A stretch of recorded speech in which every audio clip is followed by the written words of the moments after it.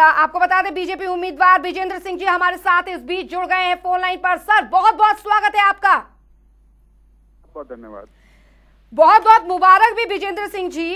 Party ने आपको लेकर जो हिसार से आपको उम्मीदवार बनाया है, बहुत बड़ी बात है ये कि आपके ऊपर जिस तरीके का विश्वास पार्टी ने रखा है, किस तरीके से आप देखते हैं?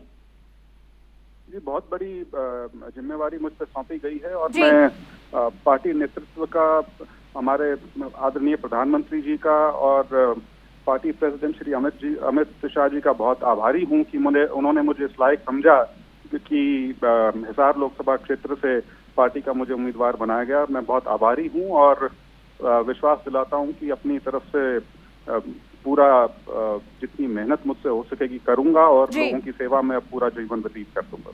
जी विजेंद्र सिंह जी, क्योंकि चौधरी वीरेंद्र सिंह से भी जब बातचीत हम लोगों ने की थी, उन्होंने कहा कि परिवारवाद के सख्त खिलाफ हैं और इसीलिए उन्होंने अपना इस्तीफे की पेशकश की है और यही वजह है कि उन्होंने कहा कि मैं परिवारवाद के बिल्कुल खिलाफ हूं और पार्टी के लिए हालांकि आगे काम करता रहूंगा। इस पर क्या कहेंगे सर आप?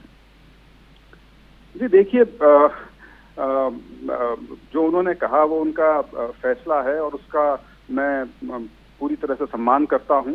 और जहाँ तक मेरा अपना विचार है, मैंने जब अपनी पढ़ाई खत्म की तो उसके बाद ये आईएएस वगैरह में जो आने का प्रयास किया, उसके पीछे मेरी मंशा यही थी कि लोग ये ना कहें कि राजनेता का बेटा जो कुछ नहीं करता था राजनीति में आ गया।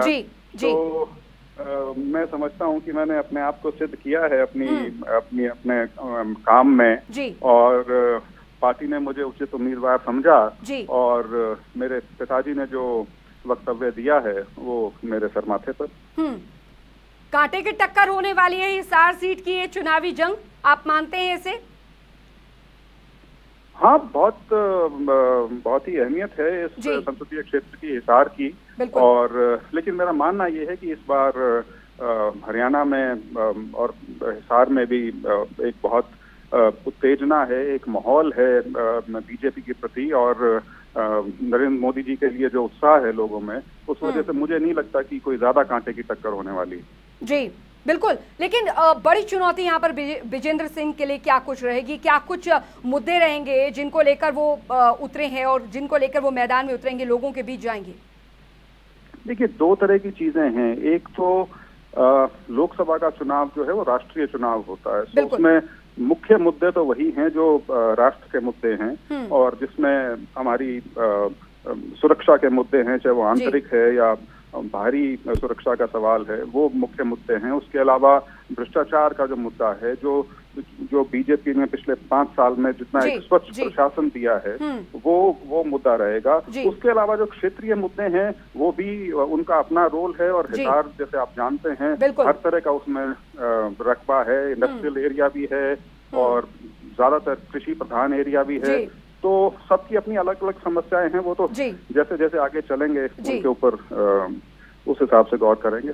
तो बीजेपी उम्मीदवार विजेंद्र सिंह के लिए कितनी बड़ी चुनौती आप सर मानते हैं कांग्रेस के उम्मीदवार हिसार से जो खड़े हुए हैं, कांग्रेस प्रदेश अध्यक्ष डॉक्टर अशोक तंवर को?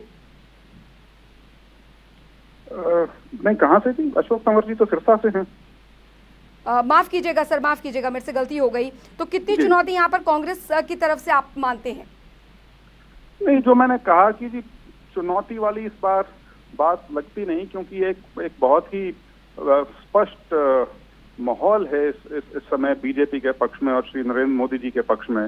तो चुनौती दोनों से है। सिटिंग एमपी तो दुष्यंत चौटाला है, सो लोकदल भी है और कांग्रेस भी है, दोनों पार्टियां हैं, लेकिन दोनों आज के दिन अपने वजूद की लड़ाई लड़ रही हैं। तो वो एक अलग विषय है। मुझे नहीं लगता कोई ज्यादा बड़ी चुनौती वहां पे हमारे सामने आएगी।